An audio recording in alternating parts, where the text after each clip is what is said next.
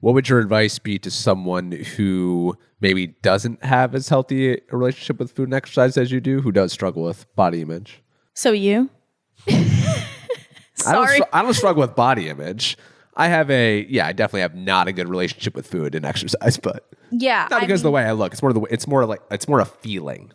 Yeah. And I know exactly the feeling that you're talking about is like, especially when you indulge one day, the next day you're feeling guilt around food and exercise. Yeah. What did I say after our bender in Ireland? I was like, all right, yep, it's time for me to exercise and not eat for the next 4 days. Yeah. Like you hate yourself. Yeah. That shit sucks. I used to feel that way a lot, and I should think about more of the process that I went through to get where I am now. I know one of them was changing almost everybody that I follow on social media to dietitians and fitness gurus, I guess, that were more encouraging of a healthy lifestyle and a healthy relationship with food. So if I saw anybody promoting like low calorie diets, keto diets, intermittent fasting, anything like that, I immediately got rid of them because they were so body weight and body image focused that like it was like, do this diet to look this way.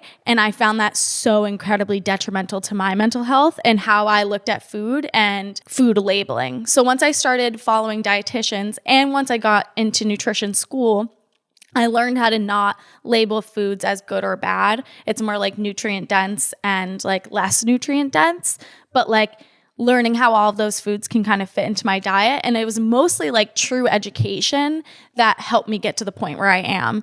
And the internet, it's filled with so much nutrition information that is false.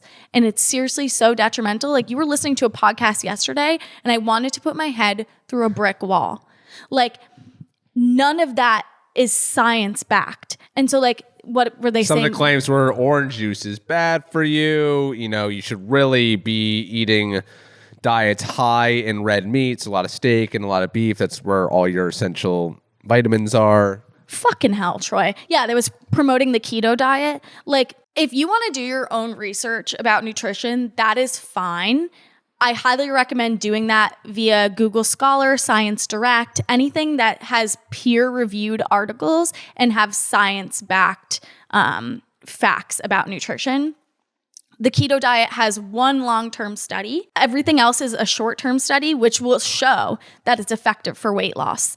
But long-term studies, which has only been one, has shown that it's been detrimental to your heart and your cardiovascular system, and it's not sustainable for long-term weight loss. And so anybody that you're getting nutrition information from that isn't either a dietitian or a certified nutrition specialist, like look at their credentials. That's my dad sends me articles all the time about this nutrition, and I look at the author.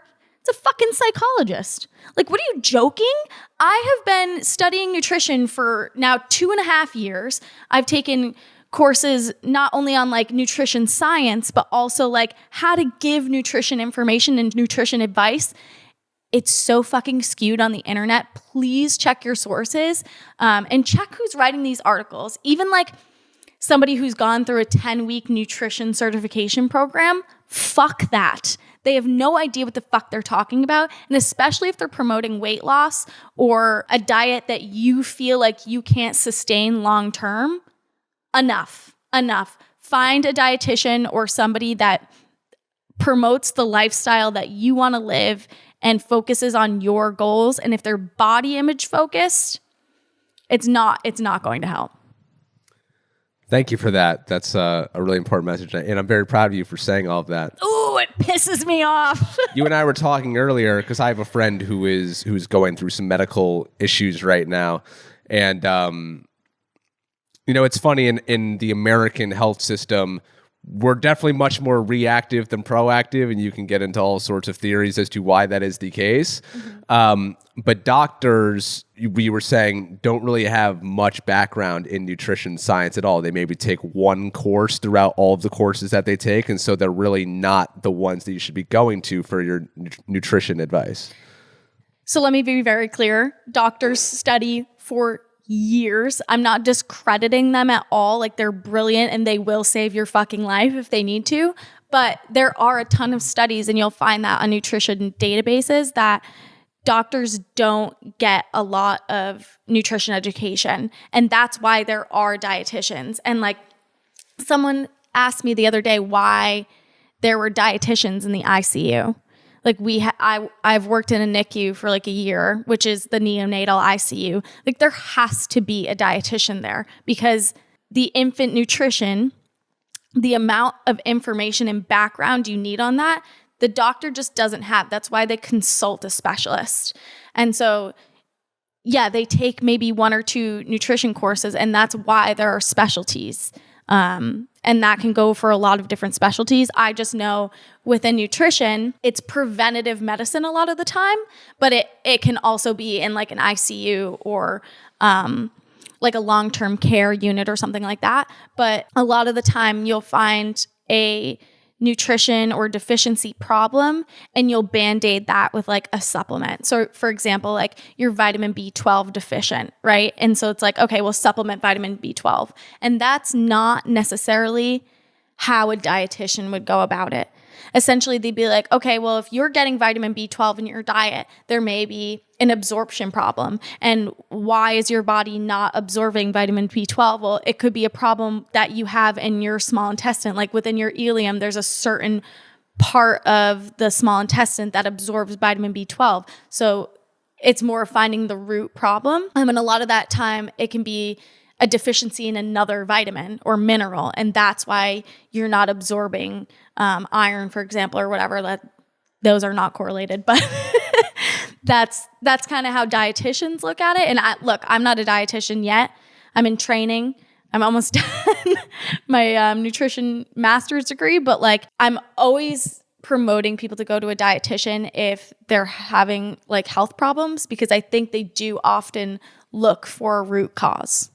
Yeah, whenever I am not feeling great and I bring it up to you, you always, the first thing you jump to is how can we fix this with nutrition? You know, drink some orange juice, or you tell me to eat something or eat something with zinc in it rather than supplemented, or, you know, I don't know. I like the way that you look at it. It feels much more natural. And as someone who's like not the biggest fan of the American medical system, I much prefer to try to attack things naturally.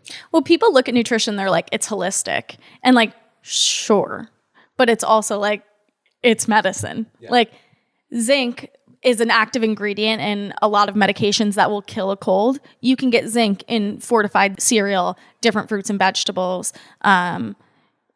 You need antioxidants when you're sick. So like, yeah, you're taking Dayquil, but like, that's just masking the symptoms. Like my immediate thought is like, how do we kill this? And that's with zinc, that's with rest, X, Y, or Z. So that's kind of how I look at it. Rest. Troy won't fucking lay down. Like just take a 3-hour nap. Can't do it. The sun is up. I must be I don't see awake the sun. with the people. I don't see the sun. Yeah, we don't get much sun here.